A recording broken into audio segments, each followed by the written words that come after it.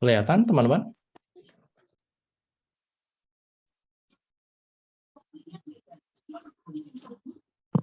Suara saya jelas nggak ya?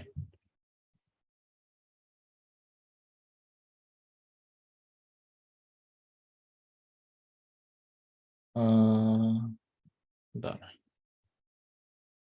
Tes suara saya jelas nggak ya?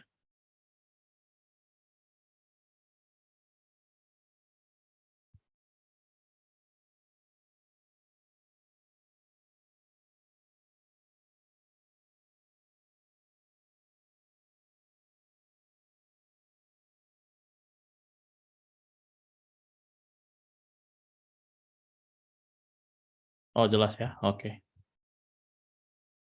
Sorry.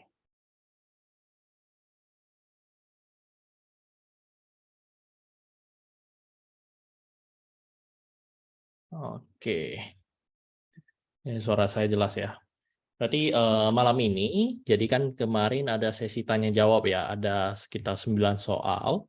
Jadi saya ada yang pertanyaan yang cukup mirip, jadi saya gabungkan aja ke satu slide ya. Jadi ada satu kategori ya, saya kategorikan jadi satu. Jadi pertama ada pertanyaan terkait screening saham ya. Jadi kalau screening saham ini gimana sebenarnya caranya, ya kan?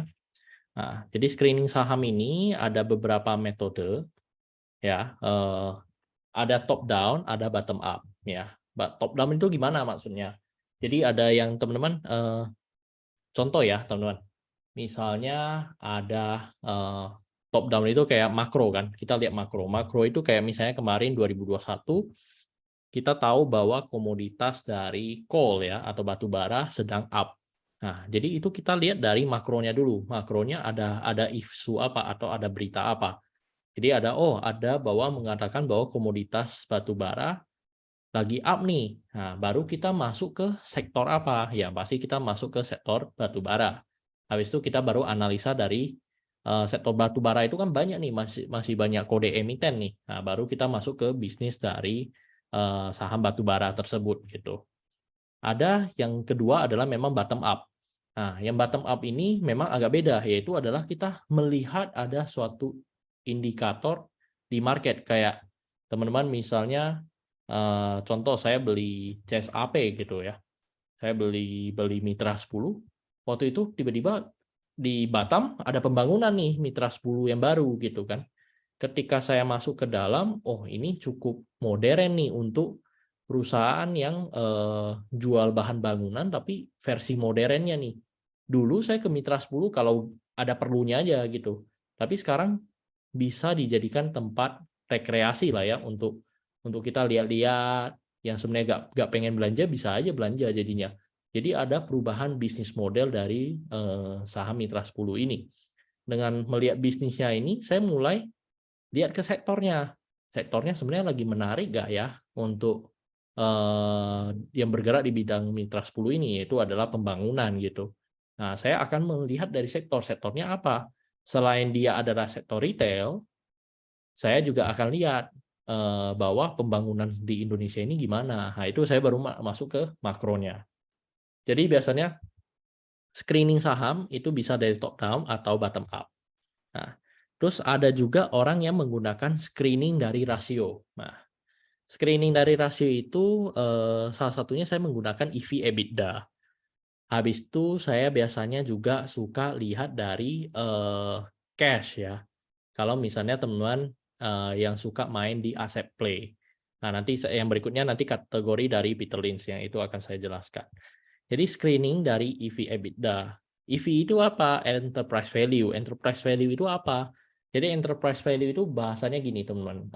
Kalau ada rumusnya itu adalah market cap, ya. Berarti market cap itu berbicara apa? Harga saham sekarang dikali dengan jumlah saham, ya kan? Itu market cap. Habis itu ditambah total hutangnya, dikurangi dengan cash. Nah, jadi itu mendapatkan namanya EV, enterprise value. Habis itu dibagi dengan EBITDA. EBITDA itu adalah earning before interest dan depreciation. Jadi benar-benar laba sebelum bunga dan depresiasi.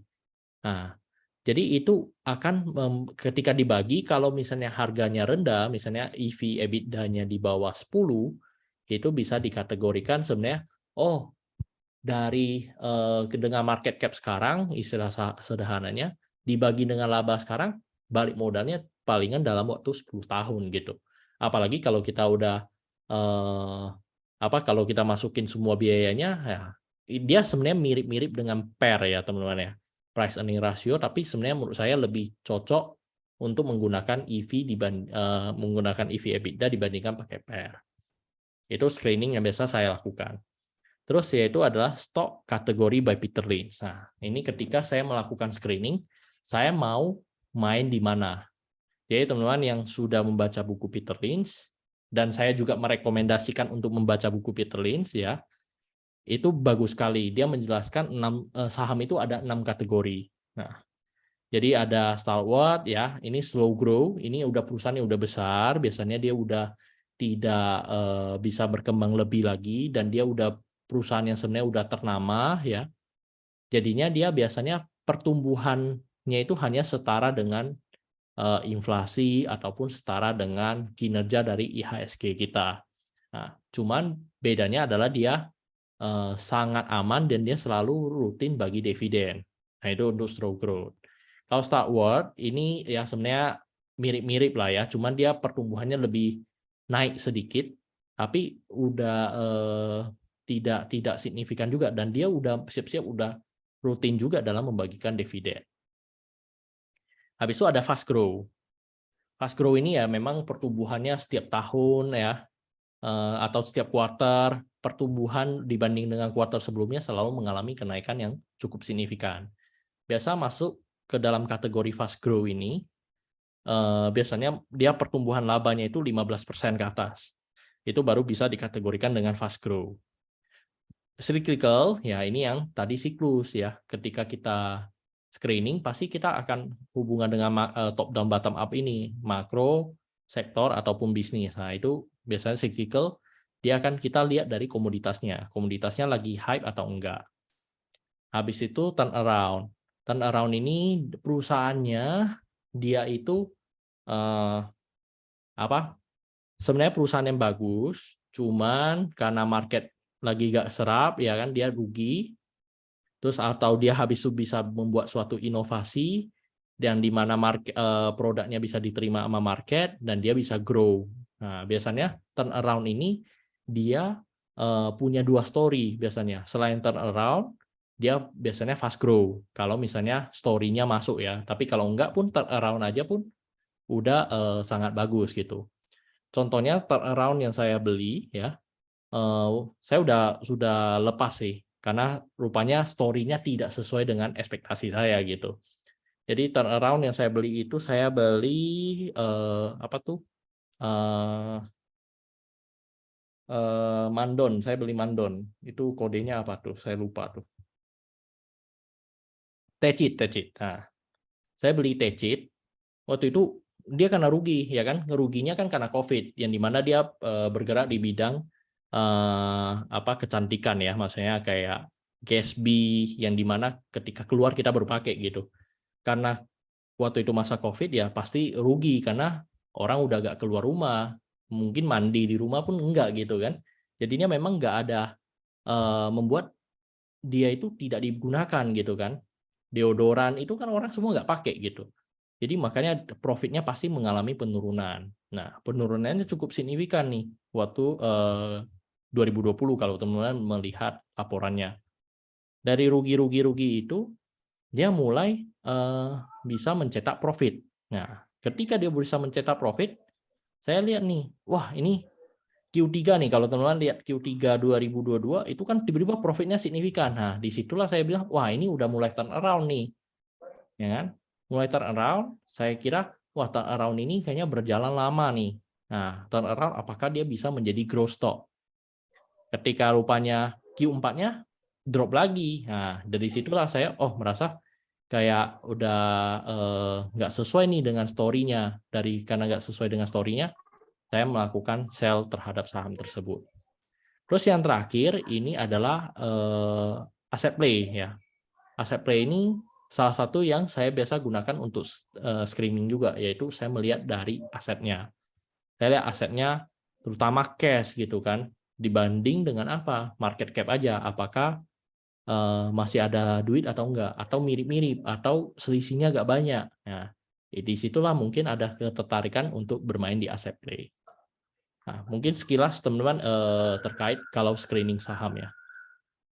Ini kenapa?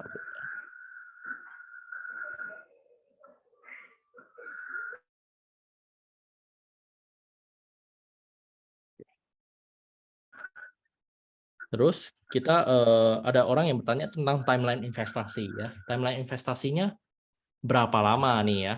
Nah, sebenarnya timeline investasi ini masing-masing punya beda-beda ya teman-teman ya. Jadi timeline investasi itu beda-beda. Yang pertama kita lihat dari slow grow sama start ward. Itu biasanya investasinya bisa lama karena ini perusahaan udah besar, perusahaan udah ternama, rutinnya dia bagi dividen. Jadi selama dividennya menarik dan masih masuk akal ya kan, masih menguntungkan ya sebenarnya teman-teman hold aja gitu kan. Nah, biasanya ini kalau untuk bermain saham dividen. Fast grow kita sampai timelinenya sampai kapan? Sampai grow-nya sudah peak. Dia sudah grow tiap bulan misalnya setiap tahun misalnya 25%, 25% sampai tiba-tiba dia grow-nya cuman 5%. Atau bahkan dia sudah tidak grow lagi. Nah, kalau contohnya teman-teman lihat saham yang masih saham grow ya. Salah satunya kan Sido gitu. Sido itu sempat 1000-an kan gitu kan. Tetapi ketika labanya tiba-tiba turun ya kan di 2022 langsung saham itu dihantam sama market gitu. Drop juga gitu. Nah, ya tapi itu sebenarnya punya story yang lain ya teman-teman yang teman-teman harus pelajari. Tapi ketika dia memang labanya drop, maka dia sudah tidak grow lagi. Maksudnya ketika sudah tidak grow ya orang banyak lepas gitu untuk saham dari fast grow ini. Kalau cyclical ya kita harus sampai selesai cycle-nya. Kapan cycle-nya selesai? Ya sebenarnya teman-teman kan bisa melihat peak-nya ya. Mendekati peak-nya kalau teman-teman merasa udah cukup ya sebenarnya boleh udah take profit gitu. Tapi kalau jangan sampai teman-teman belinya ketika rasanya oh ini laporan keuangannya rilis, PR-nya rendah baru beli. Nah, itu biasanya nggak boleh ya teman-teman ya. Itu resikonya tinggi sekali karena cyclical itu karena lagi musim bulan kuartal berikutnya pasti laporan keuangannya cantik gitu. Logikanya pasti akan cantik gitu. Jadi jangan beli karena PR-nya rendah. Itu kalau untuk cyclical itu pasti dihantam market. Biasanya yang bagian cuci piring yang kayak gitu. Ya, justru belinya PR-nya masih tinggi. Atau memang lagi belum musimnya tapi sudah perkiraan teman-teman sudah mendekati musim cycle-nya gitu. Terus turnaround itu sampai story-nya berakhir. Nah, ini story turnaround ini kayak Techin ini saya merasa oh kayaknya ini bisa story turnaround dan dia bisa grow. Rupanya sekali dia bisa turnaround, wah ini udah cantik nih. Waktu itu saya udah pegang rasanya ini udah cantik nih. Rupanya dia tidak bisa grow gitu kan. Karena ya kalah bersaing lah ya. Jadinya saya lepas gitu. Kalau ya paling nggak ada untung tapi nggak banyak jadinya. Habis itu ada asset play. Asset play ini sampai mendekati market cap-nya mendekati asetnya. Biasa asset play ini perusahaan bangkrut pun kita untung gitu ya. Misalnya dia punya aset 7T. Market cap-nya baru 1T. Ya mungkin kalau kita bermain asset play kita bisa bermain sampai mungkin kita bisa jual market cap-nya ketika 5T atau 6T ya teman-teman udah bisa jual. Nah, jadi kalau bicara timeline investasi sampai kapan kita juga harus tahu dulu kita bermain di sektor apa, bukan sektor apa, tapi dari Peter Lynch ini tipe stok apa yang kita main. Nah, karena tipe stok bermainnya berbeda, timelinenya berbeda gitu. Dan setiap kali, terutama yang aset play ya, aset play itu story-nya itu biasa jelek gitu. Dia pastinya dihukum sama market dulu karena ada masalah, company itu bermasalah. Habis itu dia mau jadi aset play udah dihukum market parah-parah gitu kan, kita bisa beli. Tapi sebenarnya company itu masih punya aset yang sangat bagus ya, aset produktif. dia itu butuh story untuk bisa naik. Jadi nggak bisa dipatokan waktu ya. Nah, kalau saya nanti saya akan bahas di berikutnya ya, yang dimana ini ada hubungan. Nah, money management ya. Nah, money management setiap orang berbeda-beda, teman-teman. Nah, cuman dari saya pribadi, ini saya pribadi ya. Saya pribadi saya punya aset ya, aset secara keseluruhan punya saya. Saya itu 90% di saham. 10% aja saya pegang cash gitu. Nah, dan dana darurat saya ya kan, selain dari cash itu ya saya memang punya limit kartu kredit ya yang cukup besar gitu.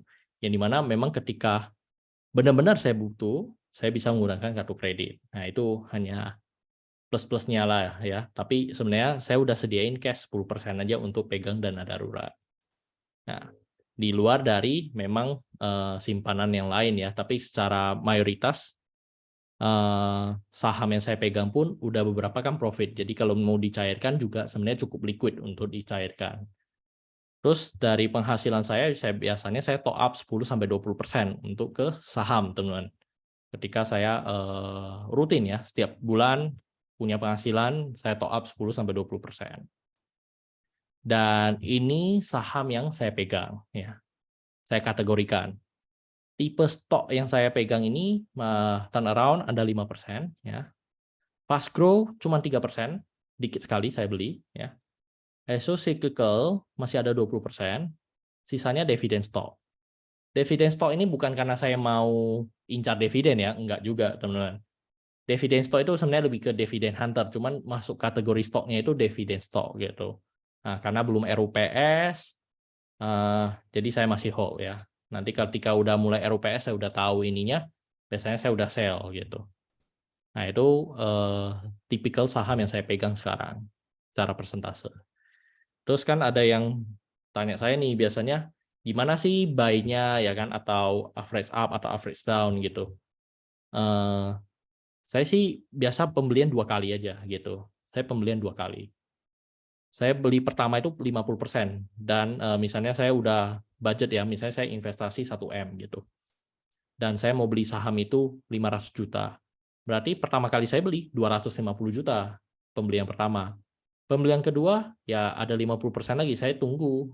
Ya kalau dia langsung up, palingan kalau saya lihat langsung story-nya langsung jalan dan segala macam, ya palingan saya titip beli 10% lagi. Tapi saya jarang sekali untuk beli 50% lagi gitu. Karena kalau 50% lagi rupanya average saya jadi average up banget gitu kan.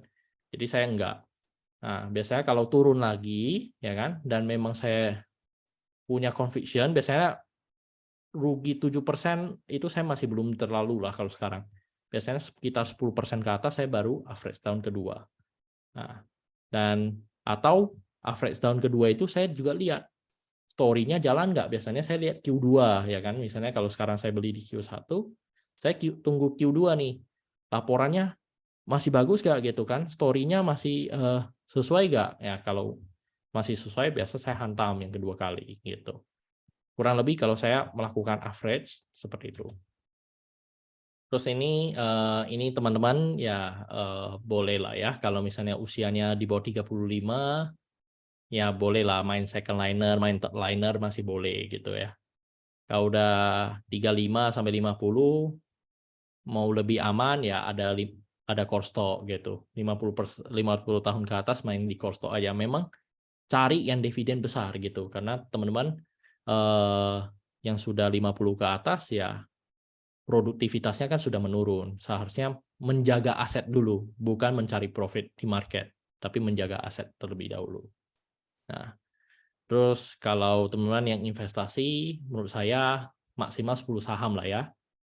Minimal 2 cukup ya. Nah, tapi kalau saya pribadi, saya lebih banyak di 3 saham sampai 7 lah paling banyak. Kalau saham lagi memang bagus-bagus ya. Jadi ada beberapa saham saya pegang. Kalau enggak ya biasanya saya cuman 3 sampai 7 gitu. Nah, kurang lebih begitu ya teman-teman untuk money management. Nanti kalau ada pertanyaan saya baru ini. Nah, terus ada pertanyaan yang menilai GCG itu gimana gitu ya. Nah, Menilai GCG itu menurutku ini indikatornya. GCG itu teman-teman harus lihat kehidupan owner-nya gimana, ya kan? Pengalaman owner-nya juga gimana gitu. Nah, kehidupan owner itu gini, kalau teman-teman punya akses, nah itu akan jauh lebih membantu ya. Makanya kenapa saya taruh di paling pertama. Karena kalau teman-teman tahu kehidupan owner-nya, teman-teman atau punya koneksi dengan owner gitu kan, teman-teman kan ya udah orang dalam istilahnya. Bisa tahu nih perusahaannya dikelola sama dia gimana. Kehidupan owner itu apakah dia kerja keras atau enggak. Nah, itu penting sekali karena kalau rumahnya mewah banget tapi laporan laporan perusahaannya hutangnya tinggi sekali, ya kita kan harus mempertanyakan juga gitu kan. Nah, apakah uangnya itu maksudnya kalau teman-teman punya usaha ngerti sendiri lah ya, maksudnya kan kadang oh kita butuh uang nih, ambil dari kantor perusahaan dulu gitu kan. Nah, atau gaji direksi sendiri dinaikin tinggi-tinggi gitu untuk supaya dia mendapatkan keuntungan gitu. Nah, dan kita sebagai investor yang kita tidak mengelola perusahaannya, ya itu mau gak mau kita melihat dari kehidupan owner-nya. Kedua, pengalaman owner ya. Pengalaman owner itu jangan sampai dia tidak berpengalaman di bidangnya. Nah, kan saya lupa, saya tahun berapa ya saya ada baca berita yang dimana ada artis yang diangkat jadi komisaris ya atau direksi dari perusahaan gitu. Yang dimana dia artis gitu loh, gak punya pengalaman di bidangnya pastinya ya kan. Nah, jadi ada yang seperti itu jadi komisaris kalau nggak salah. Ya dia buat apa gitu kan teman-teman ya kan. Dia nggak punya pengalaman di bisnisnya. Nah, itu yang teman-teman harus perhatiin. Mungkin dia beli jabatan kali ya atau gimana gitu. Nah, jadi teman-teman harus mengetahui pengalaman dari owner itu gimana. Yang ketiga, kasus hukum. Nah, apakah perusahaan ini punya kasus hukum? Apalagi gagal bayar gitu ya. Nah, terus menandakan kalau GCG itu bagus apa? Buyback saham. Saya suka dengan perusahaan yang sering melakukan buyback sahamnya sendiri gitu. Nah, kalau dia buyback sahamnya sendiri berarti kan dia confident dengan perusahaan dia sendiri gitu. Terus bagi dividen. Apakah dia bagi dividen? Nah, itu juga mencerminkan dia memperhatikan kita nggak sebagai seorang investor gitu. Nah, itu biasanya bukti bahwa dia bagi dividen. Kalau dia tidak bagi dividen, itu juga nggak menjadi masalah.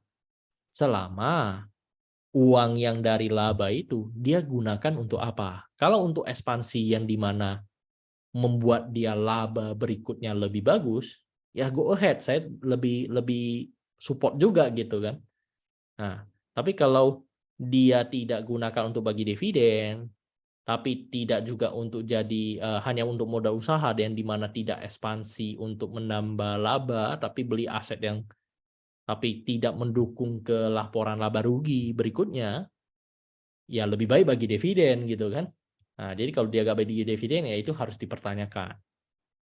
Terus public expose. Nah, teman-teman, kapan kita bisa ketemu owner? Salah satunya juga dari public expose. Kita bisa ketemu dengan direksinya, kita bisa bertanya langsung ya terkait dengan kondisi di market atau perusahaannya gimana, bagaimana pemikiran perusahaan gimana, ya itu semua teman-teman bisa tanya di public expose juga.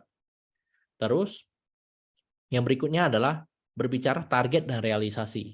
Nah, makanya di laporan annual report teman-teman bisa melihat biasanya setiap annual report itu ada pencapaian gitu. Laporan pencapaian. Jadi mereka ada targetkan di tahun 2022 target dari perusahaan ini apa? Misalnya sales-nya berapa, habis itu ada labanya berapa, atau mengalami kenaikan berapa persen gitu kan yang ditetapkan. Habis itu atau asetnya bertumbuh berapa, atau gimana lah istilahnya. Habis itu ada realisasinya. Realisasinya tercapai nggak yang dari target yang mereka buat gitu. Atau target yang mereka buat ini kita bisa bandingkan dengan tahun-tahun sebelumnya yang dimana mungkin bukan tahun COVID ya teman-teman, apakah targetnya setiap tahun mengalami kenaikan atau stagnan terus? Kalau stagnan terus berarti kan ya dia capai target ya wajar dong, ya kan? Tapi gak ada improvement ya, itu juga kita sebagai investor kita harus bisa membaca itu. Habis itu special notation. Ini perusahaan lagi ada kasus nggak ya kan, atau dikasih materai dari bursa nih. Nah, jangan sampai dikasih materai dari bursa. Misalnya selama setahun selama 6 bulan belum melakukan RUPS, atau setahun belum melakukan RUPS, atau mereka sering telat dalam submit laporan keuangan mereka gitu kan. Ya jangan sampai ada special notation kalau menilai GCG itu bagus atau enggak. Terus yang terakhir adalah dari laporan keuangan. Nah, laporan keuangan ini kita lihat sebenarnya dia punya pencatatannya gimana gitu kan. Dan saya pernah ketemu ya satu emiten, ini memang emiten menurut saya kurang bagus lah. Yang dimana dia bergerak di bidang restoran gitu kan, tapi dia punya piutang gitu kan. Punya piutangnya itu miliaran lagi teman-teman. Nah, dan logikanya gimana gitu kan teman-teman ya. Maksudnya gini, teman-teman ke restoran makan harus bayar baru bisa pulang atau bisa keluar gitu kan. Atau ada juga restoran yang bayar dulu baru bisa makan gitu kan. Jadi nggak ada cerita istilahnya bisa piutang gitu kan. Nah, dan dari satu emiten ini dia memiliki piutang miliaran, teman-teman. Padahal dia restoran. Yang dimana restoran ini saya juga sering pergi makan di situ gitu ya. Pernah pergi makan di situ, makan ya bayar. Kalau nggak bayar nggak bisa keluar gitu. Tapi di laporan keuangannya dia punya piutang miliaran, teman-teman. Jadi nggak masuk akal gitu. Bisnis modelnya itu nggak masuk. Nah, jadi memang kita bisa menilai juga bahwa GCG ini benar-benar atau main-main. Nah, itu dari ini ya, dari 9 hal ini ya. Nah, jadi itu untuk menilai GCG. Terus ada teman-teman yang tanya, set top property gimana ya. Nah, ini saya berharap jawab ya dari 9 soal itu. Nah, set top property itu gimana, dan ketika kita mau menganalisa set top property, apa yang harus dianalisa? Menurut saya, ketika kita mau analisa set top property, kita harus tahu dulu. Pertama, dia itu jual apa? Ya, dia hanya jual tanah atau dia jual bangunan. Menurut saya itu harus dibagi dulu. Nah, kalau tanah atau bangunan itu kita harus bagi lagi. Dia itu di kawasan industri, untuk residensial atau komersial. Ya. Nah, itu perlu ditahu dulu. Semakin teman-teman tahu, kita baru masuk ke berikutnya, yaitu adalah lembengnya di mana. Nah, tanahnya itu di mana.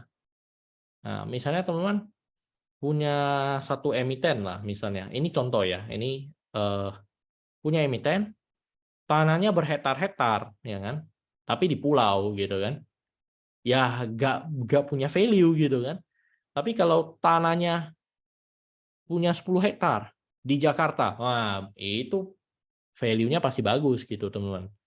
Lembengnya bagus. Nah, jadi perlu ketika teman-teman tahu lembengnya coba dicari tahu di mana, dekat mana gitu. Nah, semakin akurat atau semakin mendekati, kita bisa mencari tahu lagi. Berikutnya adalah tanya ke orang-orang penduduk di sekitar, atau tanya teman-teman yang bekerja di agent properti juga bagus gitu.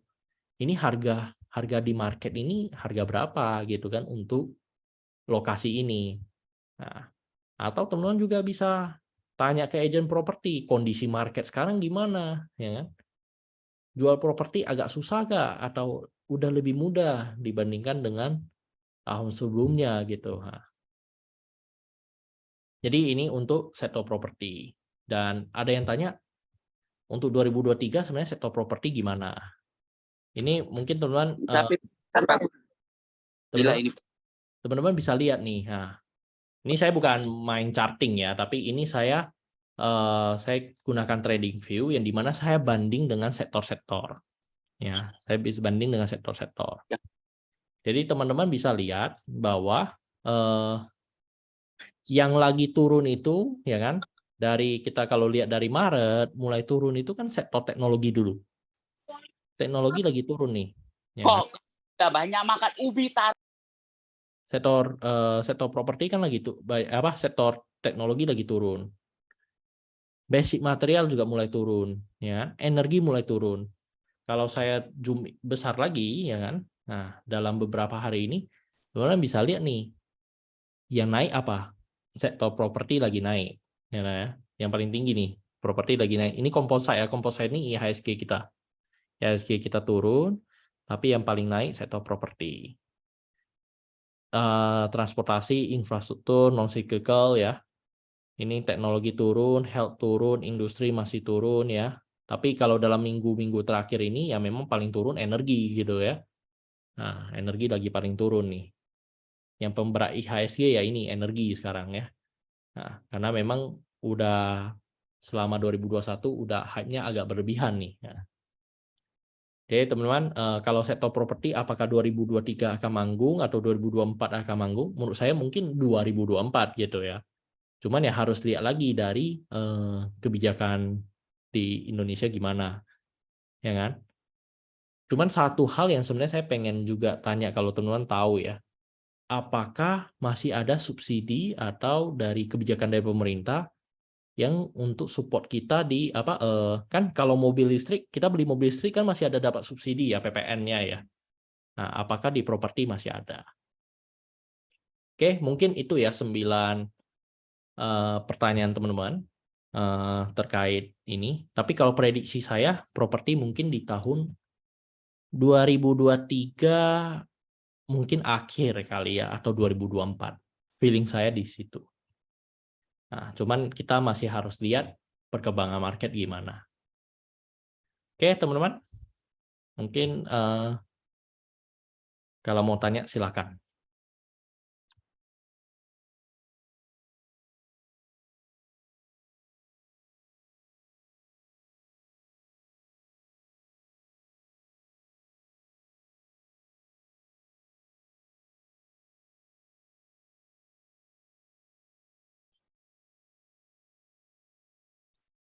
Mungkin teman-teman ada yang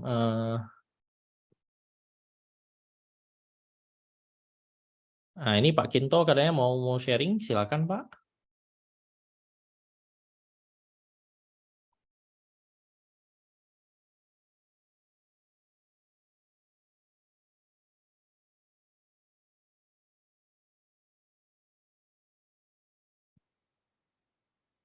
Coba ya saya bahas ya sambil tunggu Pak Sukinto ya kalau dia mau sharing ya.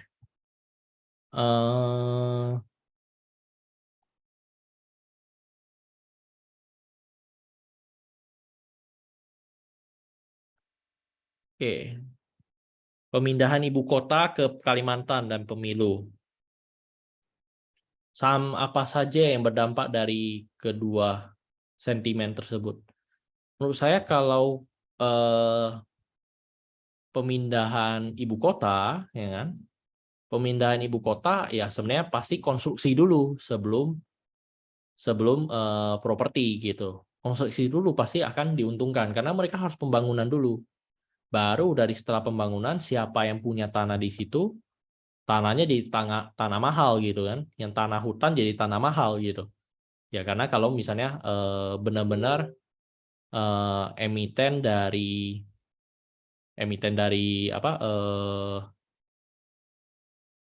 yang punya tanah di Kalimantan ya pasti akan diuntungkan. Kalau tahun politik, ya kan, tahun politik itu ya sebenarnya sederhana. Kita harus berpikir simpel aja gitu.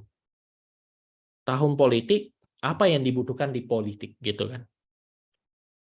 Tahun politik ya media, ya kan? Pertama harus media dulu, ya kan? Iklan lah ya, iklan calon presiden gitu kan? Itu pasti pertama media gitu kan? Media, brosur, kertas, nah itu diuntungkan. Printer ya atau print itu kan semua pasti diuntungkan.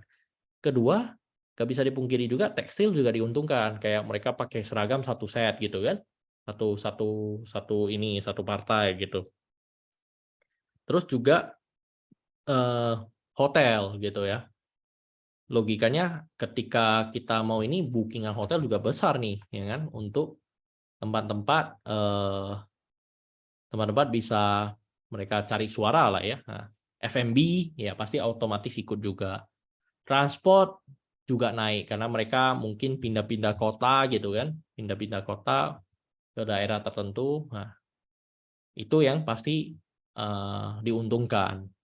Tapi biasanya di tahun politik orang wait and see karena nggak tahu siapa yang terpilih gitu kan. Teman-teman kalau masih ingat di 2019 ya kan, ya di mana pemilihan presiden kita Jokowi yang kedua gitu kan, IHSG itu kan gak gerak tuh. Tapi ketika hitungan cepat gitu kan, suara hitungan cepat udah menyatakan Jokowi menang, wah IHSG langsung terbang gitu kan. Pada beberapa hari itu slow down banget gitu. Nah, jadi itu menurut saya ada pengaruh dari efek politik. Menurut saya dari dua sentimen itu saham-saham berdampak di sektor itu. Bang, kalau tipe dividen apa termasuk saham-saham cyclical atau batubara karena punya dividen besar? Karena mereka cyclical, itu nggak bisa dijadikan saham dividen. Kenapa? Karena dia cyclical, dia musiman. Musimnya lagi bagus ya dividennya besar. Kalau musimnya lagi jelek ya perusahaannya bisa rugi gitu kan, atau untungnya tipis sekali. Ya dividennya nggak ada rasa gitu. Jadi tidak bisa dipatokkan jadi saham dividen. Saham dividen itu udah saham yang mereka sebenarnya lebih terukur. Jadi kayak oh saham itu pasti kira-kira dia bisa membagikan, kita bisa prediksi dividennya sekitar 7% atau labanya itu cukup konsisten gitu. Nah, jadi kalau batu bara atau cyclical tidak bisa dijadikan saham dividen ya. Nggak bisa karena itu musimnya. Musimnya lagi mantap ya memang dividennya mantap. Tapi musimnya lagi lesu ya pasti hasilnya juga lesu.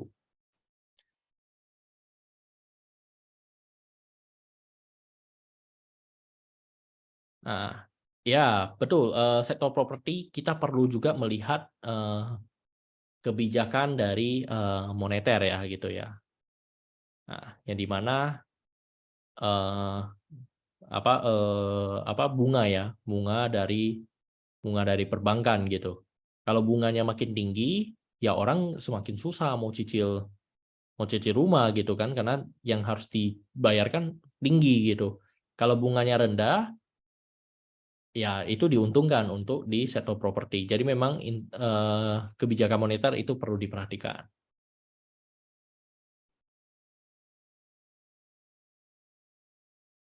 Oke. Ini mungkin Pak Tio ya. Yang tadi Pak Tio yang lihat dari laporan ya kan. Menurut saya gini Pak, HPP dikatakan bagus atau enggak ya kan? Kalau saya, karena saya juga ada bergerak di bisnis ayam, jadi saya bisa bilang kalau HPP-nya di bawah dari 75%, itu termasuk efisien Pak Tio ya. Kalau dia di bawah 75% itu efisien. Tapi kalau di atas 75% ya sebenarnya dari segi HPP nggak efisien gitu Pak.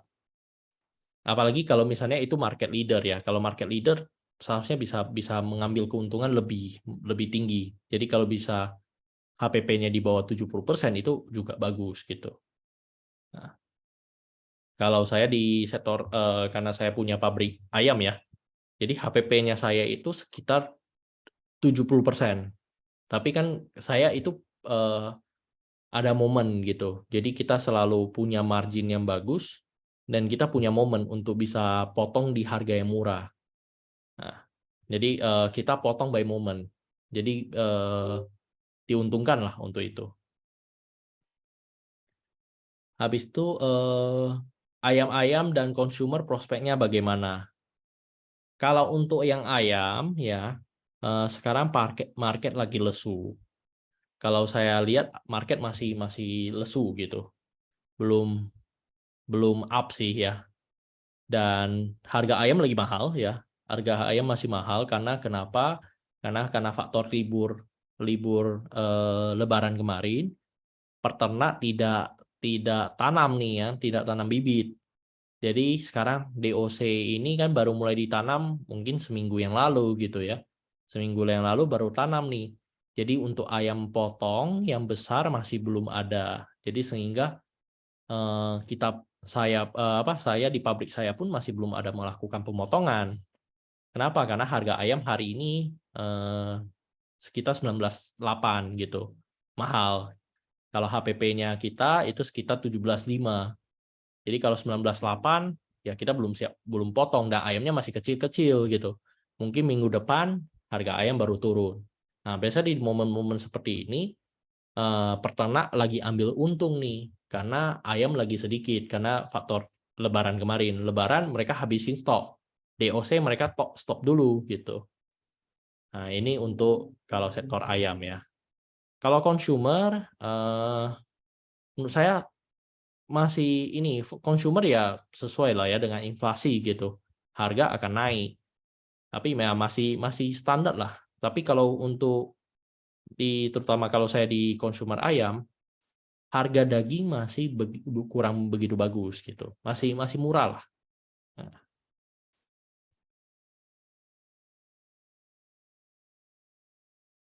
Kalau nanti sektor properti manggung, apakah berpengaruh terhadap BTN ya, Bang BTN? Menurut saya pasti berpengaruh, Pak. Kenapa? Karena BTN ini memang dikhususkan untuk biasa orang kredit rumah ya. Nah, jadi orang KPR biasanya pakai BTN karena BTN punya satu interest bunganya cukup kompetitif, kedua dia bisa dalam jangka waktu kalau nggak salah 20 tahun. Dia bisa cicil 20 tahun untuk di BTN. Jadi menurut saya BTN ini menarik gitu. Kalau misalnya sektor properti manggung. Oke. Media Pak HT, oke. Grupnya MNC ya. Nah, ini kemarin saya lagi mempelajari tentang MNC Group gitu. Dan saya menemukan ada kejanggalan, teman-teman. Jadi coba ya saya sambil buka datanya ya. Saya menemukan ada sesuatu yang nggak cocok saya ya, nggak cocok. Jadi dari ini yang teman-teman untuk menilai GCG, teman-teman ya. Nah, teman-teman kalau mau nilai GCG bisa lihat dari salah satunya seperti ini. Dan saya baru benar-benar kemarin pergi memperhatikannya, gitu. Saya benar-benar kemarin mulai memperhatikan laporannya, gitu. Dan ya sangat-sangat tidak bagus gitu ya. Coba sambil saya buka dulu laporannya.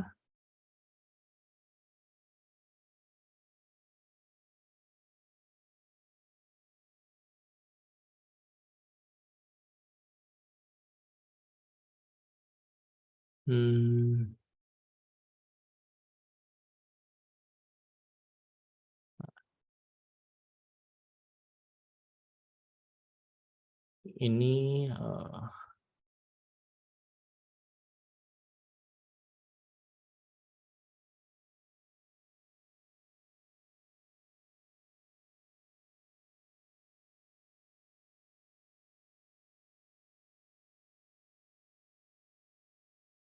oke. Nah, saya coba share screen ya. Ini yang grup MNC. Teman-teman lihat sekilas saja, teman-teman saya rasa juga bisa menemukan. Kelihatan nggak layar saya?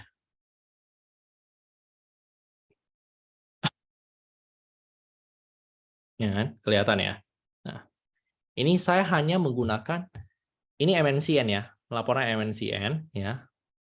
Ini juga laporan MNCN ya, sama ya kan.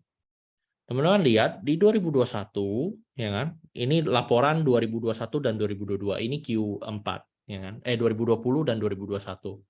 Berarti ini laporan 2021 Q4.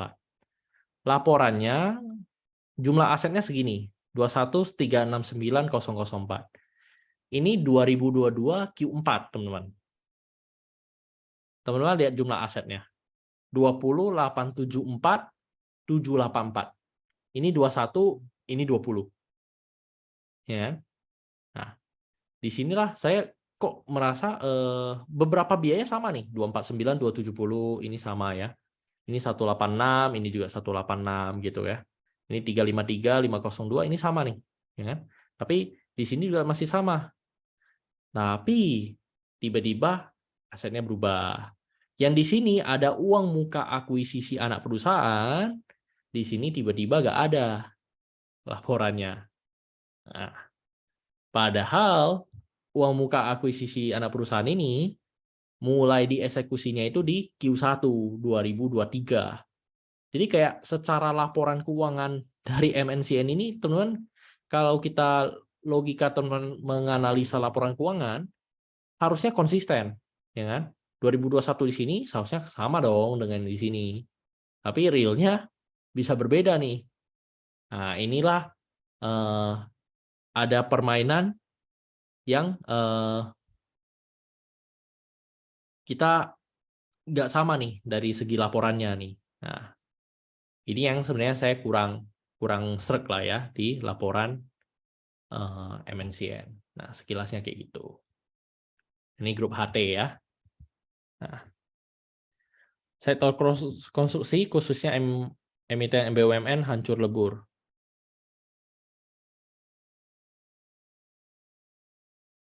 Kalau emiten karya apakah dia bisa ke 50 ya kan? Ya saya sebenarnya nggak tahu ya. Cuman saya taunya hutangnya agak gila gitu ya. Terus ya memang nggak bisa dipungkiri kasus korupsi karena pemerintah kita sendiri aja bilang kan bahwa untuk proyek di pembangunan kayak gitu memang yang paling rawan korupsi gitu kan. Ya, jadi teman-teman yang kalau mau hold itu ya bisa memanfaatkan momentum, ya masih bisa cuan dari saham itu. Tapi kalau untuk invest jangka panjang atau berharap dividen dari saham ini, ya menurut saya sih agak susah ya untuk dari BUMN gitu. Nah, dan menurut saya nggak sedikit ya untuk kasus korupsi di kayak perusahaan konstruksi gitu ya, nggak sedikit menurut saya.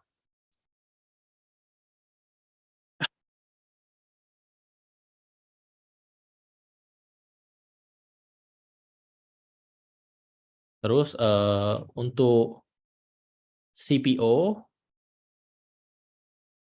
kalau untuk saham CPO, untuk saham CPO sebenarnya saya nggak bisa jawab Pak Rick ya, soalnya saya nggak ikutin gitu. Saya belum terlalu ikutin untuk saham CPO. Dan tapi saya sendiri pun juga nggak gitu suka dengan saham CPO karena CPO ini sendiri sawit ya. Sawit ini sendiri kan handle-nya nggak gampang ya. Dia tergantung cuaca, ya musim gitu ya. Jadi saya nggak gitu mengerti tentang bisnisnya. Nah, karena saya nggak begitu mengerti tentang bisnisnya, jadi saya nggak terlalu mempelajari juga lebih dalam, Pak Rik. SMGR, SMGR ya. SMGR ini kan sebenarnya Semen Indonesia ya. Gimana menurut saya ini udah saham yang cukup mature ya. Jadi memang saham ini hanya perlu mungkin cari capital gain sedikit masih bisa untuk saham SMGR. Dia sendiri udah saham yang sangat, maksudnya kalau saya bilang kategorinya udah slow growth gitu ya. Udah gak growth-nya sampai gimana-gimana, Pak. Nah, makanya kan kalau tadi kita lihat dari tipe saham, Peter Lynch punya, dia mungkin udah masuk kategori slow growth, ya kan? Dia udah ya 341 ke 350, sekarang proyeksinya 333 untuk tahun 2023 punya EPS. Nah, jadi kalau ini saham ini ya pasti saham dividen, Pak. Kalau dividennya masih masuk akal, masih menarik, ya silahkan. Tapi kalau sahamnya bagi dividennya tidak begitu menarik, ya sudah gitu ya. Terus untuk otomotif, nah ini sektor kalau saya lihat sekarang lagi sektor otomotif. Kalau saya lihat, ya. Kenapa sektor otomotif ini masih naik? Salah satunya adalah apa? Kebijakan dari pemerintah ya, yang dimana menguntungkan untuk beli mobil gitu ya. Masih kalau nggak salah untuk EV PPN-nya gratis ya gitu ya, nggak ada PPN gitu. Ini juga owner saya juga atau bos saya juga baru beli mobil lagi gitu kan, karena ya memang ada free PPN gitu. Nah untuk mobil ya gitu, mobil listrik dia beli. Jadi untuk otomotif menurut saya masih ada prospek. Untuk sentimen di dolarisasi berdampak di sektor apa saja? Bisnis yang pakai dolar? Ya, kalau dolar itu gini, kalau untuk perusahaan yang ekspor, kalau dolar turun, dia rugi gitu ya. Maksudnya, ya kalau jualnya dolar gitu ya, dan harganya nggak bisa di markup atau gimana, ya udah misalnya dipasokin, jual 1000 US gitu kan, US-nya lagi turun, ya dia rugi lah, rugi selisih kurs gitu. Misalnya dia udah jual di harga waktu itu kursnya 15.000 gitu kan, sekarang cuma 14,5 gitu ya, dia rugi gitu situ. Ya memang kalau dibilang perusahaan sektor yang diuntungkan atau dirugikan ya sebenarnya sektor yang berhubungan dengan ekspor impor. Itu pasti kena gitu. Tapi kalau perusahaan yang lokal ya gak ada pengaruh gitu. Perusahaan lebih tepatnya bukan sektor tapi perusahaan yang bergerak di ekspor impor. Semakin banyak produk yang diekspor impor, ya semakin besar mereka punya kena selisih kurs ya, selisih kurs atau keuntungan kurs gitu. Itu pasti di situ. Nah, untuk MNCN masih hold. Saya ada beli. Ketika 500-an ini saya ada beli untuk MNCN. Nah, jadi saya masih beli untuk MNCN. Karena menurut saya walaupun dengan kejadian ini ya saya mungkin berharap dari prospek politik nanti ya. Karena kan media salah satunya.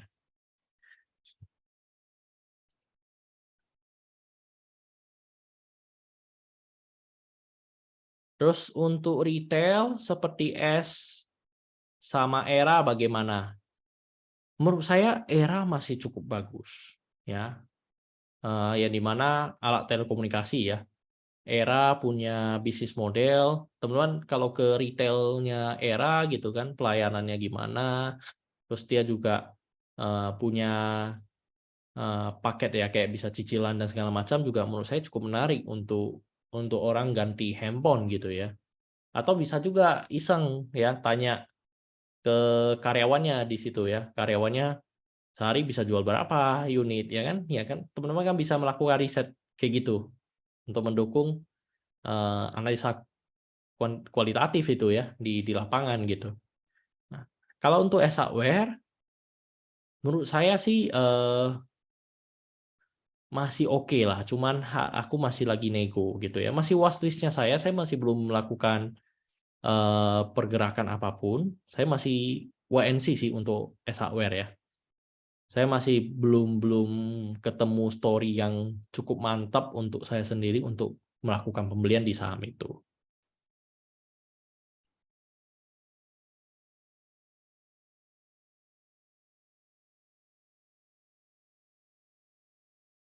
Untuk investor, kapan kita harus cut loss di suatu emiten? Apakah 3 bulan sekali waktu evaluasi LK keluar atau nanti cut loss menunggu LK berikutnya? Kayak MTEK kemarin LK.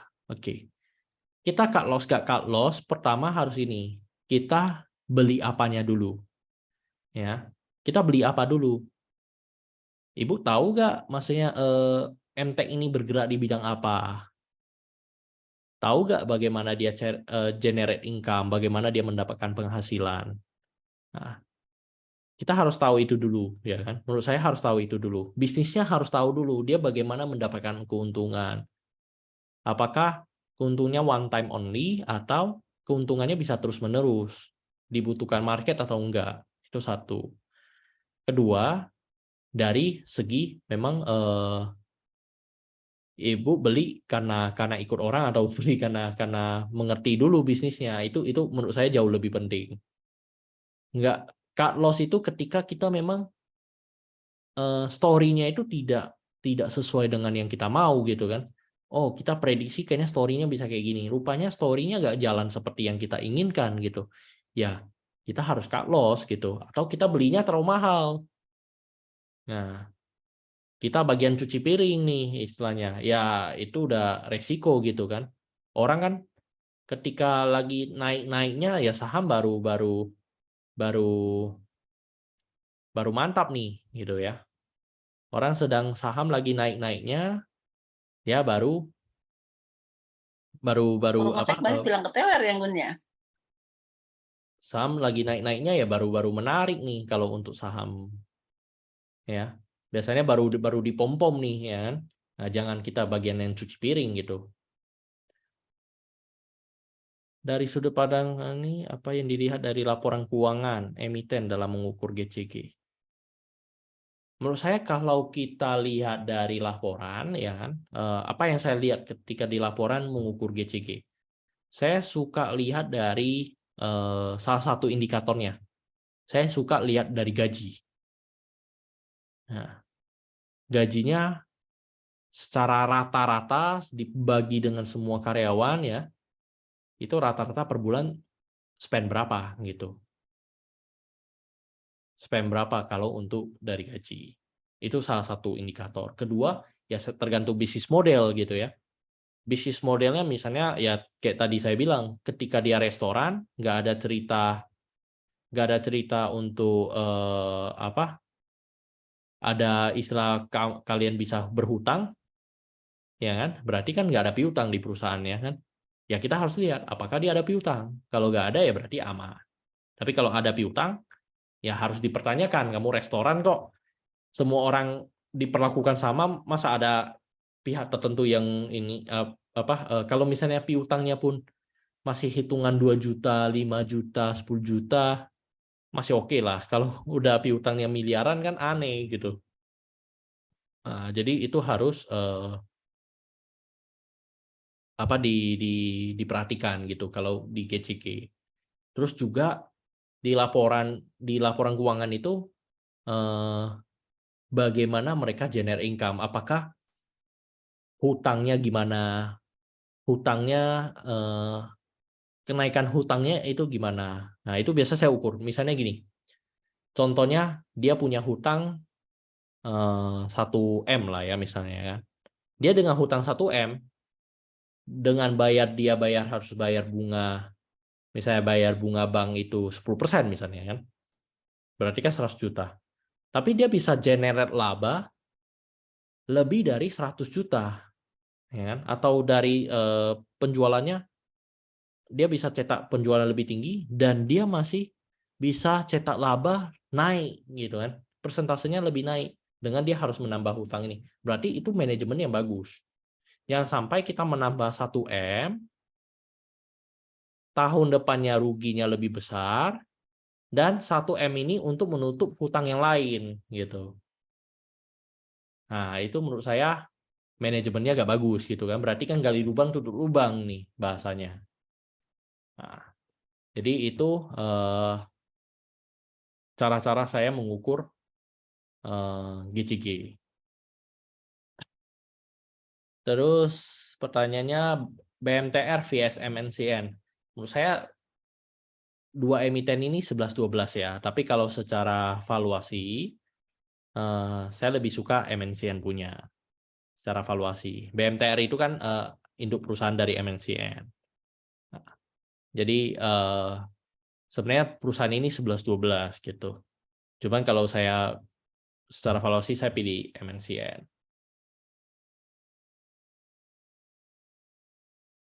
Nah, terus kalau tadi ini Pak Ri, oke, import bersih baja dan turunnya lagi kendala peraturan pemerintah ada.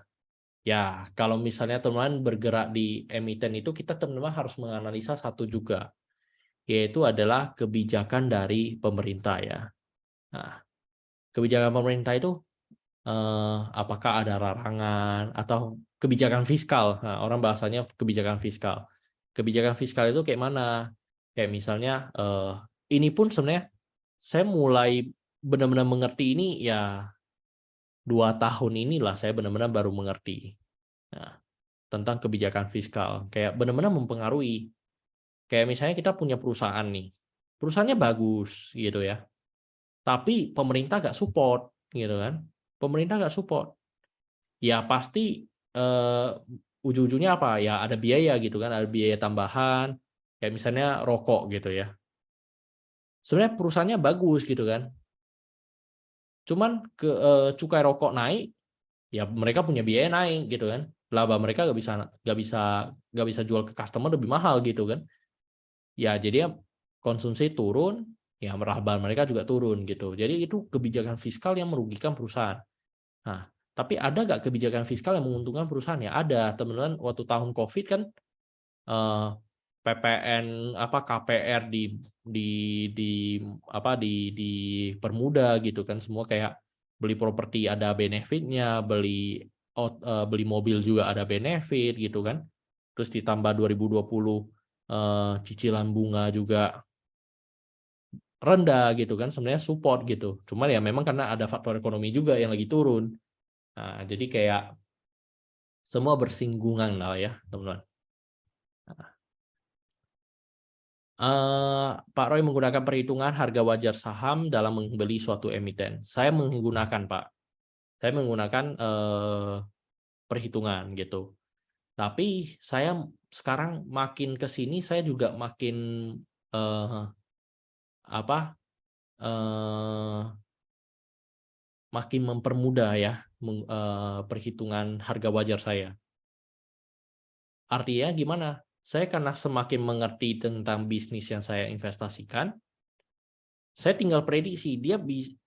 Prediksi aja, kayak saya lihat di lapangan, saya ini kalau bisa saya lihat di lapangan ya, atau saya cari-cari informasi dengan di lapangan itu seperti apa, saya prediksi, oh ini perusahaan kira-kira dia bisa nggak sih cetak laba lebih bagus dibandingkan dengan tahun sebelumnya gitu. Ya saya udah sampai kayak gitu aja, kalau bisa lebih grow 9% misalnya atau 10%, ya kan? Nah, dan apakah bisa konsisten selama 3 sampai 5 tahun ke depan gitu kan? Nah, dari situ saya pakai PEG, teman-teman. Kalau teman-teman tahu rumusnya Peter Lynch. Nah, jadi kayak PEG itu adalah PE ya berarti per ya, per dibagi dengan growth. Misalnya pernya 10 gitu kan. Growth-nya itu bisa 15% gitu kan, atau 20% lah lebih gampang. Misalnya bisa 20% per tahun. Ya berarti 10 dibagi 20 gitu kan. Ya dapatlah 0,5 gitu kan. Ya kayak gitu aja, kalau 0,5 kalau dari Peter Lynch katanya murah gitu. Nah, yang penting 1 itu wajar, 0 di bawah 1 itu udah murah. Semakin mendekati 0 ya semakin murah gitu. Kalau PEG gitu. Jadi saya semakin hari saya makin simpel sih valuasi saya. Karena valuasi yang saya dulu gunakan gitu kan, itu masih saya pakai itu hanya untuk validasi aja. Tapi nggak gitu signifikan lagi. Kenapa? Karena kan ketika valuasi yang saya dulu gunakan itu kebanyakan itu adalah gini, valuasi yang dulu saya gunakan itu menghitung data historis gitu. Yang dimana kita kan investasi kita harus hitung potensi ke depannya. Ya. Kita harus hitung potensi ke depannya, bukan menghitung data historis lagi. Jadi lebih penting kita bisa prediksi perusahaan ini bisa maju atau enggak. Ya kita bisa maju atau enggak ya kita lihat dulu dari laporannya gitu kan. Kita mempelajari bisnisnya bertumbuh atau enggak. Bisnisnya diserap sama market atau enggak. Nah, itu menurut saya lebih penting kalau untuk sekarang. Untuk prospek call gimana? Ini Pak Skinto katanya mau sharing, ada?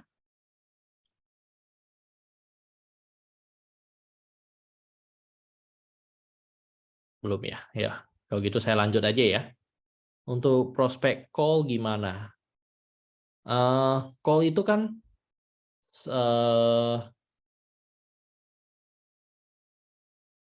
kalau saya lihat sih udah musimnya udah kalau dibilang lewat banget enggak ya teman-teman ya. Cuma ya perlahan pasti turun karena peak-peaknya udah lewat gitu. Jadi kalau teman-teman beli di harga sekarang ya mungkin masih bisa cuan tapi cuannya udah gak maksimal dibanding dengan tahun 2020-2021 belinya.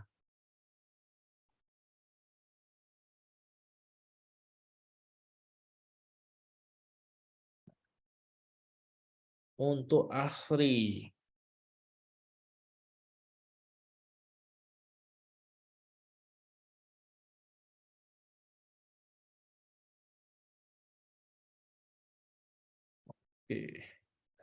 kalau untuk Asri, ya kan,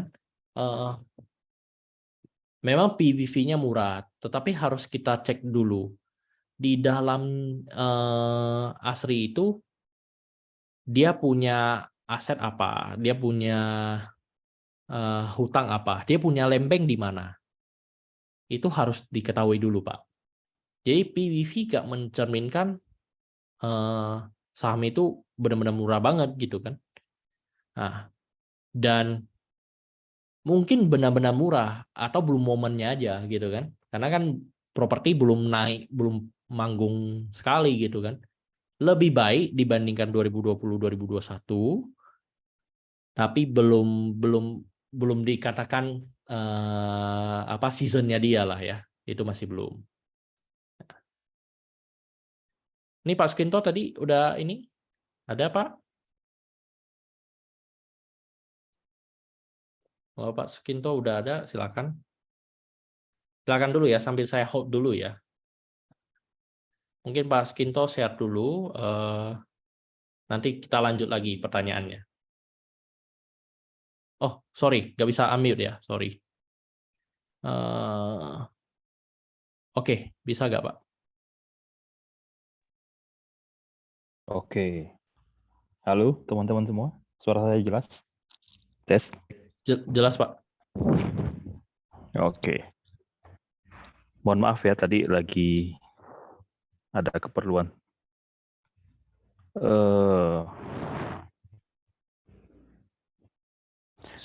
Oke, jadi mungkin malam ini saya menambahkan ya. Jadi saya nggak buat slide seperti Pak Roy ya. Jadi secara keseluruhan sudah dijelaskan sama Pak Roy ya. Pertanyaan-pertanyaan dari teman-teman semua ya. Mungkin saya mencoba menjawab ya dengan versi saya sendiri. Jadi tiap investor mungkin punya tipenya masing-masing ya, punya stylenya masing-masing ya.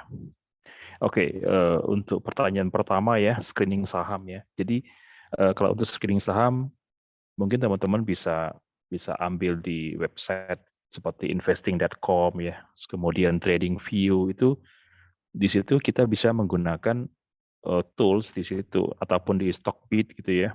Itu bisa kita gunakan. Saya mau cari saham dengan PBV berapa, per berapa ya, valuasinya, kemudian labanya berapa, itu bisa teman-teman bisa screening di situ ya.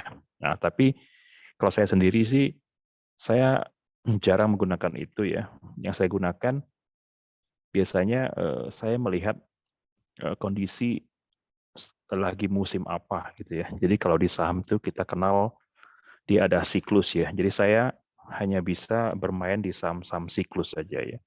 Kalau saham tipe yang lain yang Peter Lynn bilang itu mungkin saya belum bisa ya karena belum mampu ya. Jadi saham-saham yang saya koleksi ya yang hanya tipe-tipe siklus saja ya. Nah, jadi kita lihat di market itu siklus apa yang sedang terjadi ya. Contohnya mungkin siklus batu bara ya. Mungkin waktu itu lagi COVID, kemudian sektor energi melesat ya, naik tinggi ya. Kemudian habis itu setelah sektor energi, sektor apa lagi ya yang kita harus perhatikan. Nah, dari situ mungkin kita bisa ngecek nih saham-saham apa yang ada di sektor tersebut ya, dan kita ambil ya. Tapi yang perlu kita perhatikan adalah valuasinya ya. Kita cek PBV-nya berapa ya, gitu ya. Oke, kemudian yang berikutnya prospek sektor properti ya 2023. Menurut saya sih ya oke ya, bagus ya sektor ini karena setelah boomingnya batu bara, setelah itu boomingnya sektor otomotif ya, yang harapan kita akan sektor properti ya.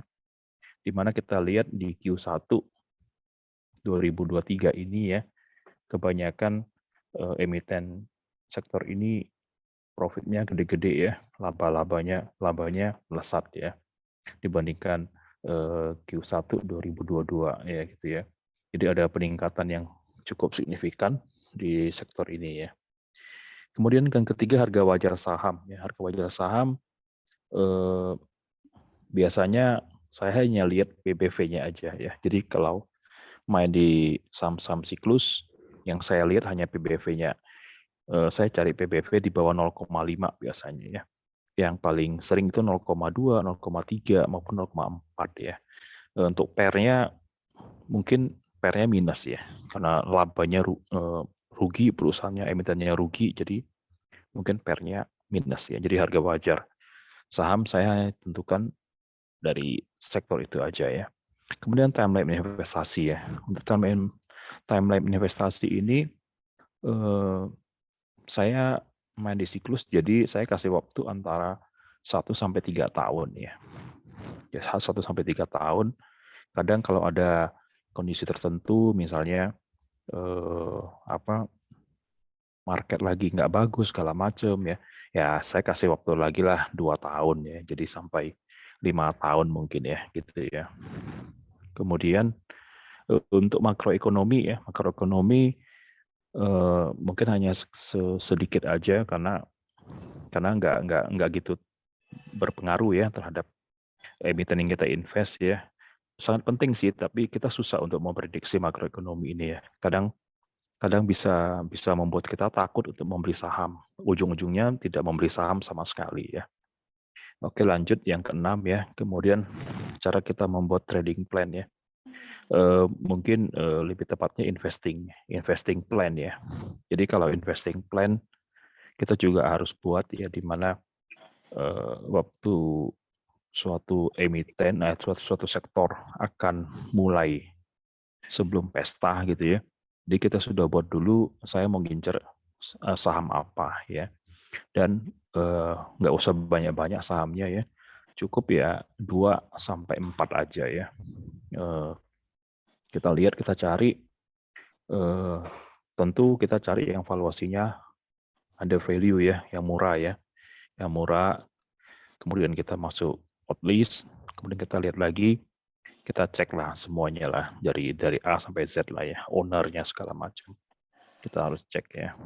Kemudian ini link bisnisnya kemana aja, kita harus cek ya. Kemudian kita lihat lagi kualitatifnya di lapangan gimana ya, segala macam. Itu untuk trading investing ya. Itu investing plan ya. Kalau untuk MM saya sendiri itu hampir 99% saya di saham ya, saya di saham. Kemudian pemilihan saham untuk sementara saya hanya punya 5 saham ya. 3 saham mungkin kondisinya sangat menggenaskan ya.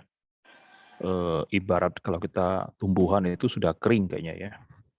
Sudah kering, sudah layu ya, sudah kuning gitu ya.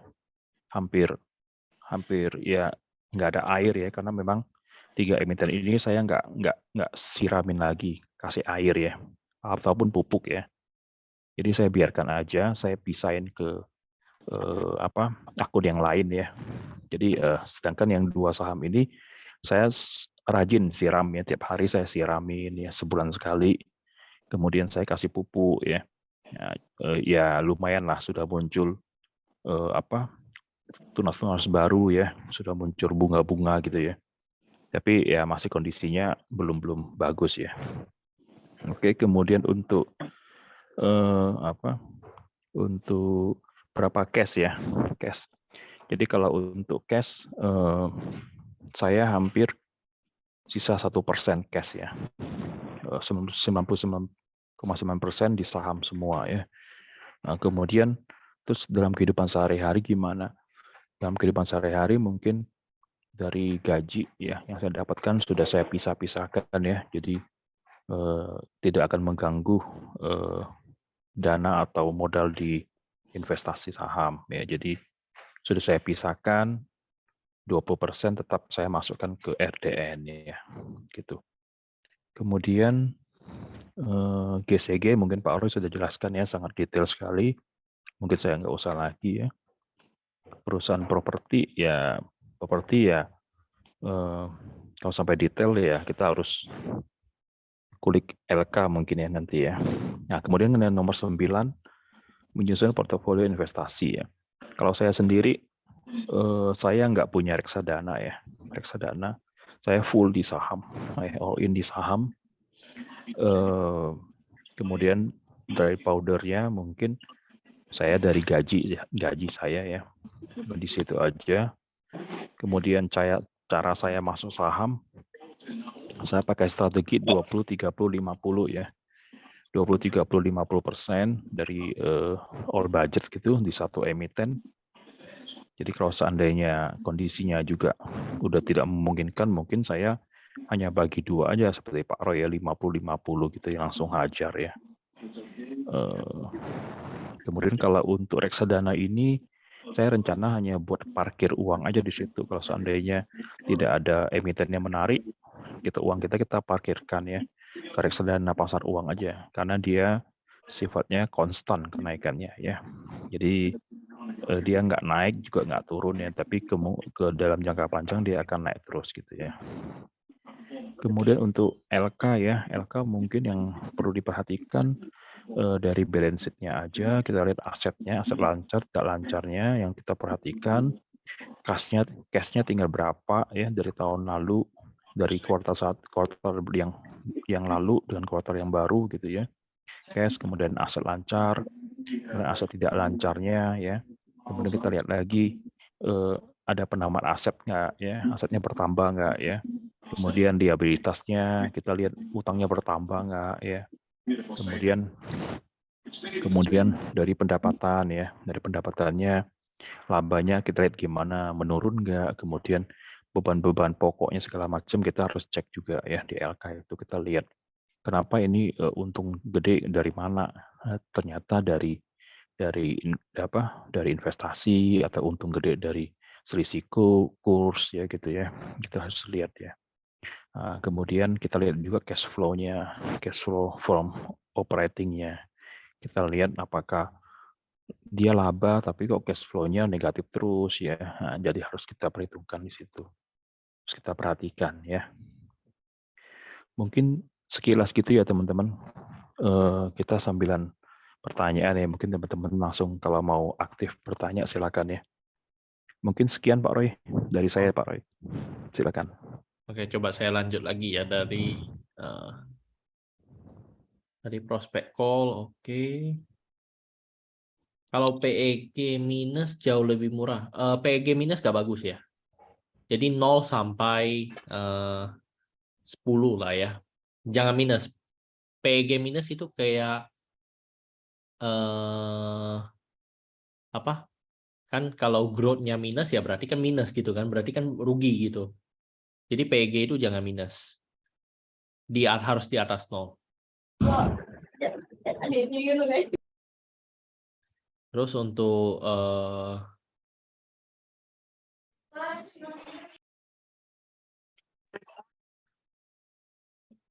coba ya. Soal piutang, oke. Soal piutang, jadi bagaimana cara Bapak menilai laba si perusahaan ini benar-benar real? Laba bisnis benar-benar menerima cash, bukan cicilan atau tunda pembayaran. Harus lihat dari cash flow, ya, terutama cash flow operating. Jadi itu bisa dilihat Pak. Sebenarnya lihat dari cash flow lagi. Cash flow-nya setiap tahun tambah nggak? Kalau tambah atau turunnya kemana? Dia investasi kemana? Apakah beli aset atau bayar hutang? Kalau misalnya dia benar-benar bayar hutang, apakah hutangnya turun ya? Kita lihat lagi. Jadi kan laporan keuangan itu 3 ya. Jadi ada laba rugi, neraca, sama cash flow. Nah, itu tiga-tiganya harus dilihat. Terus untuk ini apa? Mengukur efektif dari biaya iklan dan promosi bagaimana Pak? Apakah dilihat dari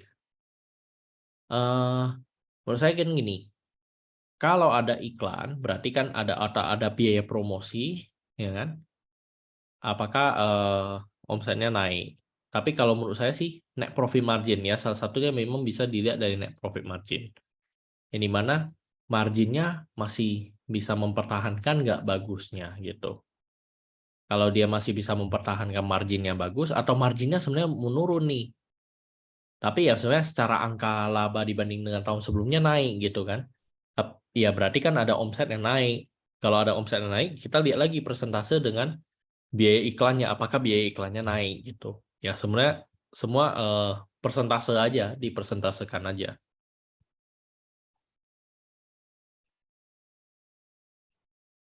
Oke, teman-teman, saya rasa cukup ya untuk pertanyaannya semua. Ada lagi yang mau tanya? Yang mau tanya silakan ya.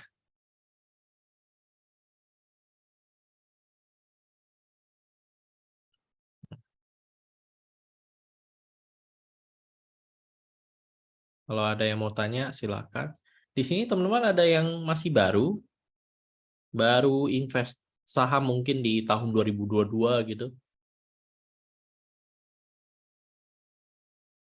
Atau semua udah lama gitu ya di bursa ya. Atau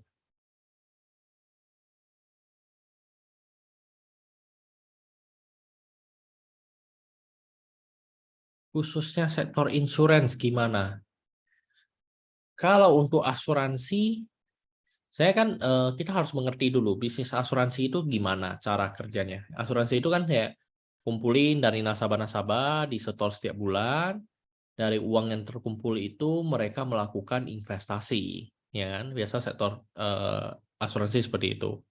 Habis itu mereka juga harus mencadangkan potensi klaim gitu ya. Mereka ada perhitungan perbankannya apa sistemnya asuransi tersendiri.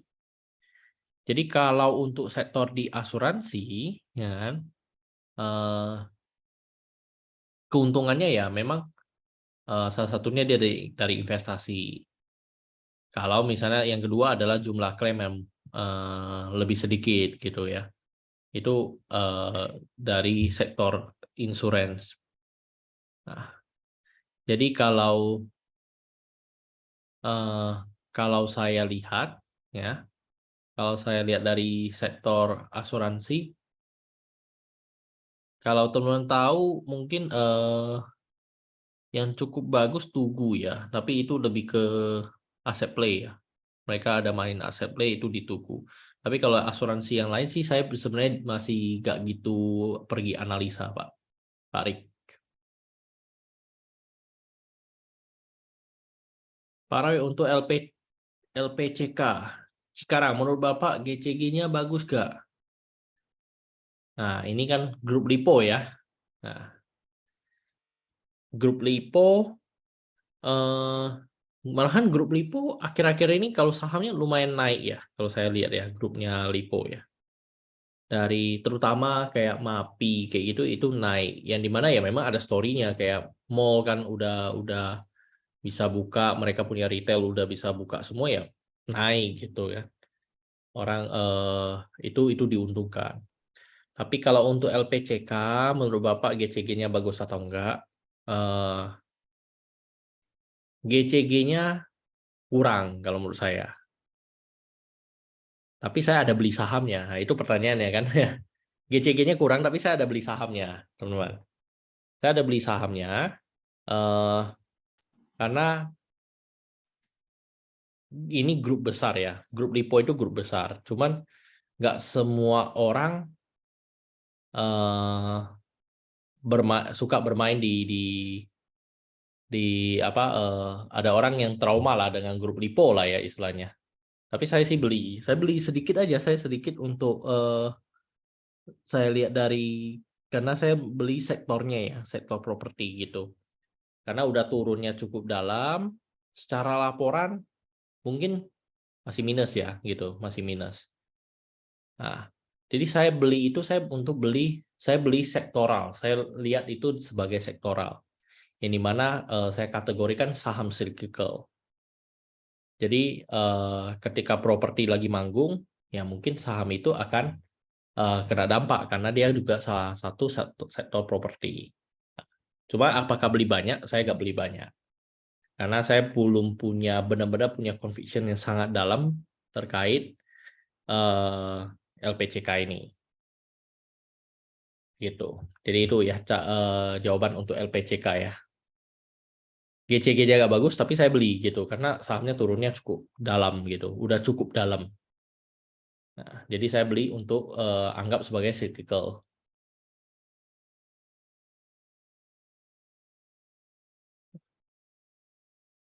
Pertimbangan analisa emiten teknikal dan inflow asing juga apakah juga diperhatikan?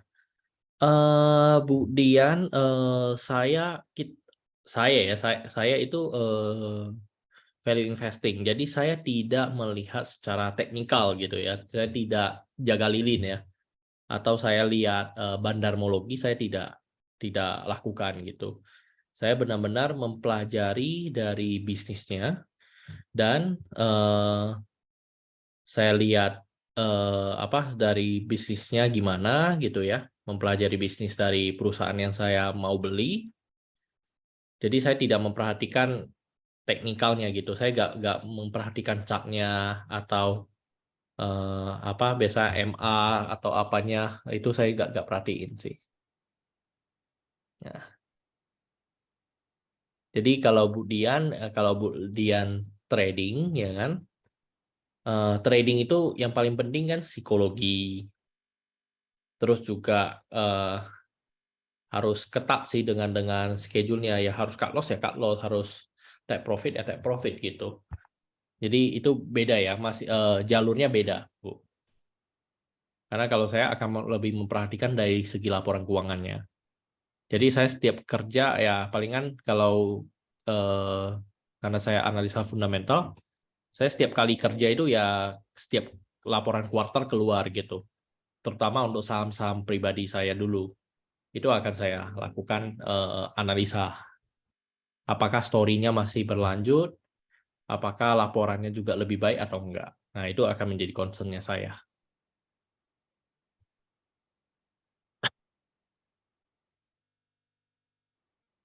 Screening saham Pak Roy dan Pak Sukito boleh tahu rata-rata return tahunan masing-masingnya berapa persen? Nah, ini Pak Sukito dulu lah. Berapa persen? Oke. Jadi kalau untuk return per tahun ya, itu saya targetnya hanya kira-kira selama ini ya, itu 15-20%. Ya, 15-20%. Jadi 2 kali lipat lah dari bunga deposito lah ya. Targetnya itu ya. Tapi kadangkala bisa lebih ya, bisa lebih. Kurang pun ya paling ya 15% ya antara gitu. Kalau kurang pun. Jadi kita juga nggak bisa target terlalu tinggi ya untuk rata-rata ya. Tapi kadangkala kan kalau kita main yang siklus gitu ya, saham-saham emiten siklus gitu, itu tiba-tiba bisa kaya mendadak ya. Terus kalau nggak kena siklusnya bisa miskin mendadak ya. Jadi gitu. Kemudian ini menarik nih ya pertanyaan dari Bu Dia ini ya untuk masalah emiten teknikal ya. Jadi saya tambahkan sedikit Pak Roy. Kalau untuk pemilihan saham ya, lebih baik kita melihat kondisi di lapangan, terutama secara kualitatif dan kondisi secara kuantitatif dari LK-nya. Ya. Kalau kita lihat dari technical ataupun foreign flow segala macam ya, itu akan membuat kita salah langkah ya. Kalau menurut saya akan membuat kita salah langkah ya. Kenapa begitu? Karena saya juga dulu pernah mengalami hal begitu ya. Saya selalu perhatikan teknikal segala macam, tapi ujung punya ujung saya dipermainkan ya, dipermainkan sama teknikal, sama foreign flow segala macam. Jadi saya mengambil kesimpulan bahwa kalau saya harus bertentangan dengan foreign flow. Jadi kalau asing beli, saya harus jualan. Asing jualan, saya harus beli yang banyak. Ya. Kemudian kalau posisinya sahamnya lagi strong downtrend, saya harus beli yang banyak. Kalau dia sudah uptrend, saya harus jual yang banyak. Ya. Jadi saya harus bertentangan dengan hal itu ya. Mungkin itu Pak Roy. Silakan Pak Roy. Oke. Kalau saya return tahunan, saya mungkin nggak bisa bilang return tahunannya fixnya kayak bisa berapa persen ya. Saya ada return tahunan yang dimana saya cuma 7% gitu ya. Tapi kalau dari target saya itu 15-20%. Ada yang kadang ini, tahun ini panen nih ya, tahun panen bisa 30-40%. Tapi tahun lalu hanya sekitar 7-8% kalau saya. 7-8% kalau tahun lalu. Nah, kalau di sekitar maksudnya ketika semua di 31 Desember saya ada yang misalnya saya asumsi yang harus cut loss saya cut loss gitu ya. Yang profit udah profit gitu kan. Jadi hitung dari saldo awal tahun dengan saldo akhir tahun selisihnya itulah kan profitnya ya kan ataupun kerugiannya. Jadi kalau misalnya saya semua asumsi saya cut loss di akhir tahun semua ya tahun lalu sekitar 7-8%. Kalau tahun sebelumnya lagi ya masih ada 20%. Jadi tapi kalau secara hitung CAGR saya masih sekitar 12-an persen. Ya, 12-an persen CAGR. Itu sih Pak Nugroho, CAGR saya kemarin.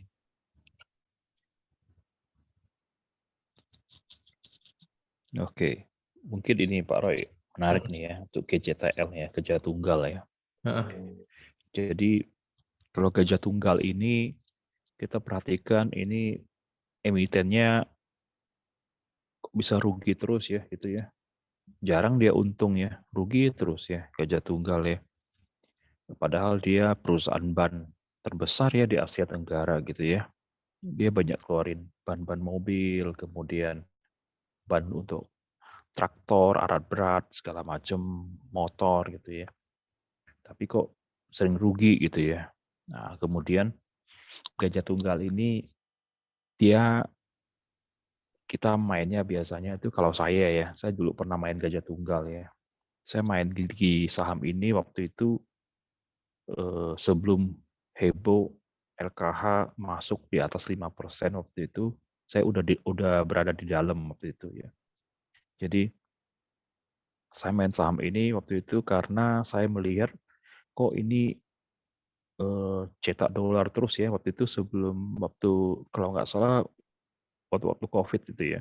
Jadi cetak dolar terus otomatis dolar akan melemah ya. Dolar akan melemah, rupiah menguat. Nah, hal ini akan menguntungkan ke Gajah Tunggal ya. Ternyata apa yang saya prediksikan benar ya. Jadi waktu itu harga sahamnya saya ambil di harga kalau nggak salah berapa ya? 400-an atau 500 gitu ya, kira-kira gitu ya. Nah, kemudian waktu itu labanya meningkat karena pengaruh kurs dolar ya, dolar melemah, jadi dia untung banyak ya. Kemudian ditambah lagi dengan publikasi bahwa LKH punya di atas 5%. Nah, kondisi itulah saya buru-buru lepas ya, saya langsung lepas sahamnya ya. Saya nggak mau pegang karena sudah ramai sahamnya kemana-mana orang pada bilang, beli itu saham bagus segala macam. Nah, itu saatnya saya mau jualannya. Nah, kemudian untuk Q1 2023 ini dia melesat ya karena memang kurs ya selisih kurs dolar itu ya. Nanti kalau dolarnya menguat dolarnya nanti menguat lagi, ya dia akan rugi lagi gitu ya. Gitu Pak Roy, silakan tambahannya. Kalau Gajah Tunggal ya, makanya sebenarnya kan sekarang apakah bisa sustain ya? Dia perusahaan besar ya, dia perusahaan besar. Kalau di ban itu dia punya nama lah ya. Jadi apakah dia bisa sustain? Menurut saya bisa sustain. Nah, keuntungan kerugiannya itu semua di selisih kurs. Kalau teman-teman lihat dari sebelumnya juga pun rata-rata keuntungan dia itu kena selisih kurs gitu. Bisa sustain ya bisa gitu kan. Tapi sahamnya bisa naik atau turun ya tergantung di market gitu kan. Dan apakah pengaruh dari ya Pak Lo Keng Hong ya, makanya kan kemarin pas Pak Sukinto beli ya Lo Keng Hong tiba-tiba LKH tiba-tiba bilang dia punya 5%, wah market kan pada ikut gitu kan. Nah, tapi saya sendiri bisa sustain nggak? Perusahaannya masih sustain ya. Cuman apakah sahamnya bakal naik atau enggak ya itu yang saya nggak tahu karena saya juga nggak beli saham itu ya. Saya juga nggak gitu ngikutin gitu. Cuman Gajah Tunggal ini eh, memang secara brandnya produknya di market masih butuh gitu ya. Nah, Oke. ini yang satu pertanyaan ini cukup menarik nih. Bukan pertanyaan sih. Dia bilang teknikal ya. Teknikal itu pas ya sudah terjadi. Sedangkan di pasar saham kan mengejar future ya. Makanya teman-teman, saya juga mulai beberapa analisa itu seperti ini. Teman-teman beli saham, laporannya bagus gitu kan. Menurut saya laporan bagus itu kalau udah keluar laporannya bagus gitu kan. Kalau kita belum punya sahamnya itu udah percuma gitu. Tugas kita sebagai investor adalah menebak laporan Q berikutnya apakah bisa bagus atau enggak. Nah, atau prediksi tahun depan dia bisa bagus atau enggak, lebih bagus atau enggak. Nah, itu jauh lebih penting. Nah, karena ya namanya kita investasi kan kita beli masa depan gitu kan. Kita berharap beli perusahaan ini kita berharap masa depannya dia bisa lebih bagus. Kalau dia perusahaannya menjadi lebih bagus, laporannya lebih bagus, sahamnya pasti ikutin gitu. Nah, jadi saya itu sekarang lebih ke benar-benar mempelajari bisnisnya apakah di market butuh banget atau enggak gitu.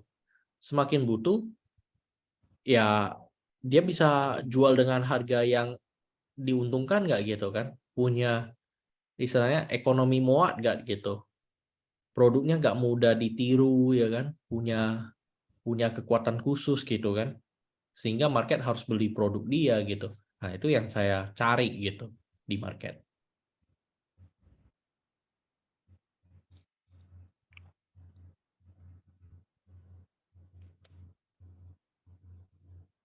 Ini Pak Sukinto ada pertanyaan untuk Pak Sukinto. Untuk INKP PV di bawah 0,5, tapi PER malah kecil. Ini ideal apa harus nunggu PER tinggi dulu baru masuk? Oke, untuk INKP ya, INKP ini perusahaan bagus ya. Ya kita kalau dengan PBV di bawah 0,5, PER-nya kecil berarti perusahaan bagus lah ya, valuasinya murah sekali gitu ya istilahnya. Berarti perusahaan juga untung kalau PER-nya kecil gitu ya. Jadi kalau kita tunggu sampai PER-nya tinggi dulu atau minus baru masuk, ya berarti perusahaannya jadi jelek ya. Artinya begini, artinya kita melihat di market itu ini siklusnya lagi berada di posisi mana gitu ya. Apakah posisi tengah, posisi atas, ke posisi bawah ya. Nah, jadi kalau untuk saham-saham siklus kita tunggunya waktu siklusnya di posisi bawah. Posisi bawah ini artinya ya harga harga apa? Harga kertas misalnya, harga kertas tuh anjlok dalam ya. Nah, kemudian tapi ini perusahaan perusahaan PER-nya itu bisa dibilang dia masih kecil gitu. PER-nya misalnya waktu 0, berapa ya, dia masih untung ya, tapi perusahaan harga kertas tuh anjlok dalam ya. Nah, kemudian PBV-nya jadi kecil ya. Jadi ini perusahaan bagus gitu ya. Nah, berbeda kondisi dengan batu bara. Batu bara kan kita lihat waktu sebelum booming kan PER-nya itu bisa ada sampai minus ya. Tapi PBV-nya 0,2, 0,3, ada yang perusahaannya begitu ya. Nah, waktu saat booming ya apapun sahamnya yang penting ada kandungan batu baranya pasti naik gitu ya. Kita lihat ya, naik tinggi gitu ya. Nah, sampai menghasilkan laba yang banyak sekali, booming ya. Nah, begitu juga dengan kalau INKP ini, ya saya juga seneng ya, saham-saham begini ya, INKP, Tekim gitu ya. Saya juga seneng karena memang GCG-nya juga oke ya, punya Sinarmas segala macam. Nah, tapi nggak tahu kenapa saya belum belum menemukan bahwa ini perusahaan dalam kondisi jelek gitu, belum, masih bagus-bagus aja gitu. Jadi saya belum bisa masuk gitu ya untuk saham ini. Gitu Pak Hotem ya. Ada tanggapan Pak Hotem silakan.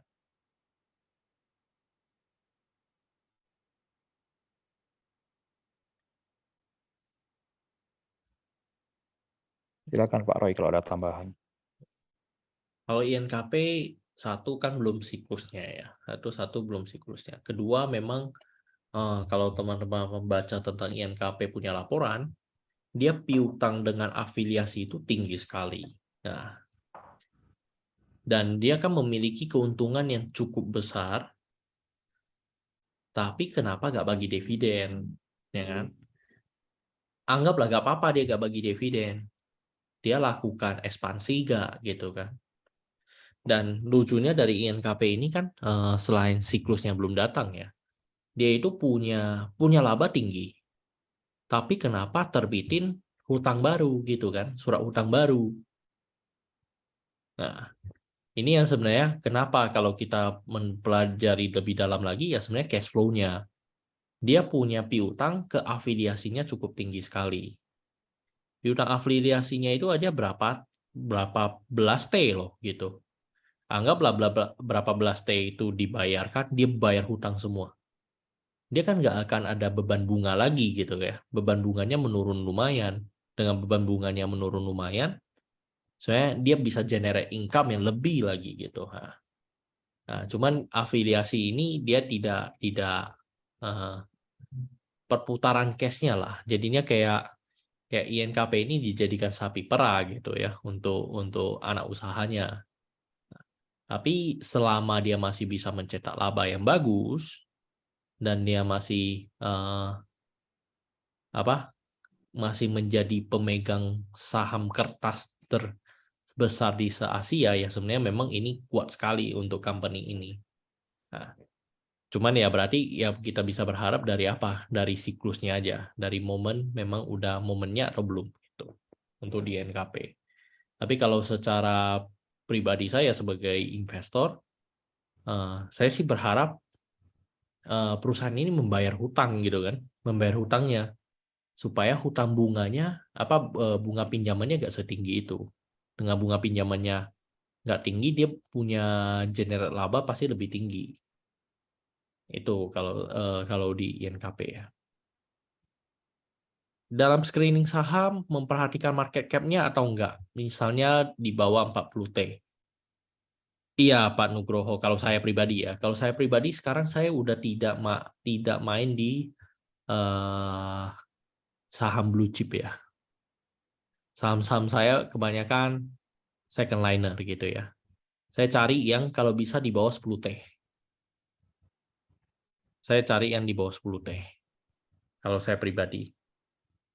Kenapa? Karena kalau di bawah 10T untuk Baker ya kan, untuk cuannya lebih ada lah. Tapi kalau di atas itu biasanya dividend hunter ya. Ada masuk tapi untuk dividend hunter doang. Kalau Pak Sukinto gimana Pak Sukinto? Screening saham. Memperhatikan market cap atau enggak? Oke, kalau saya sendiri, saya nggak gitu perhatiin ya. Jadi eh, kalau untuk market cap sih, semakin tinggi market cap, bahwa saham itu ya semakin mahal ya, semakin mahal. Kan kita lihat kalau untuk market cap kan rumusnya price dikali dengan issue share ya, berapa saham yang ada ya, yang beredar gitu kan. Nah, kalau harganya semakin market cap-nya semakin besar, ya untuk ruang geraknya saham itu sudah nggak gitu lincah gitu ya. Nah, makanya kalau saya sendiri lebih suka saham-saham di lapis 2 lah ya, minimal ya, lapis 2. Kadang-kadang ada yang lapis 3 sih ya. Tapi generally di lapis 2 ya. Kebanyakan saya pilihnya di lapis-lapis 2. Lapis 1 belum ada yang tertarik ya.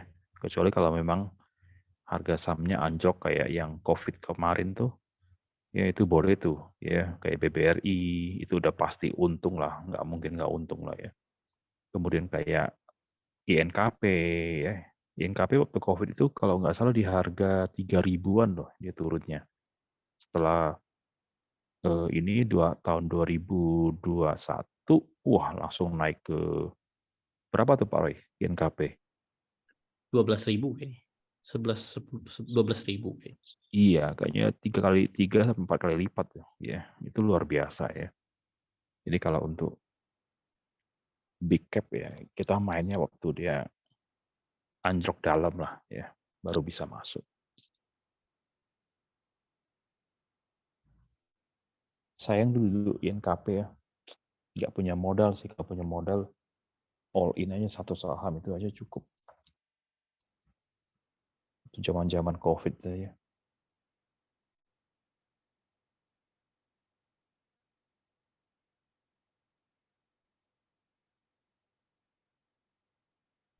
Tapi ya buat ya silakan Pak Roy. Cukup ya untuk kita malam ini.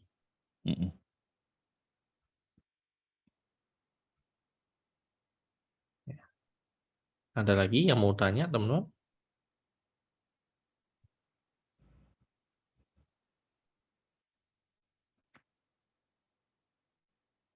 Oke, ini terakhir lah ya, pertanyaan terakhir ya. Biasanya untuk cut loss saham ya, berapa kuartal cut loss? Kuartal rugi berapa kuartal rugi yang diperhatikan? Kalau saya pribadi ketik cut loss ya. So far sih saya beli saham ke story-nya gak jalan ya, misalnya story-nya gak jalan. Tapi biasanya sih masih untung sih Pak. Jadi kayak kalau sampai cut loss sih mungkin bukan cut loss ya, mungkin udah stop. Oh, story-nya gak jalan nih ya kan. Itu ya saya sell gitu ya, langsung saya jual gitu. Biasanya saya akan lihat berapa kuartal, mungkin 1 kuartal aja.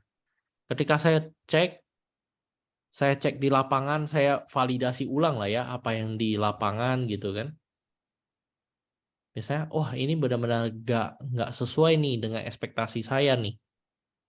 Saya mulai cek lagi laporan keuangannya. Biasanya saya mulai dari laporan keuangan. Terus kalau misalnya dia apakah ada teman nggak yang bekerja atau punya informasi terkait dengan emiten tersebut. Nah, kalau misalnya nggak ada ya saya terakhir survei di lapangan. Biasanya saya akan mempelajari lagi lebih dalam. Sederhananya ya lihat dari story-nya ya, apa story yang ini masuk akal nggak? Kalau nggak masuk akal atau memang momennya belum ada gitu kan? Kita lihat makro lagi. Jadi kalau misalnya benar-benar tidak ada story yang benar-benar mendukung, ya saya sell gitu. Biasanya palingan profitnya nggak banyak gitu. Oke ya teman-teman ya, mungkin untuk malam ini cukup ya. Thank you ya untuk semuanya. Kita close ya.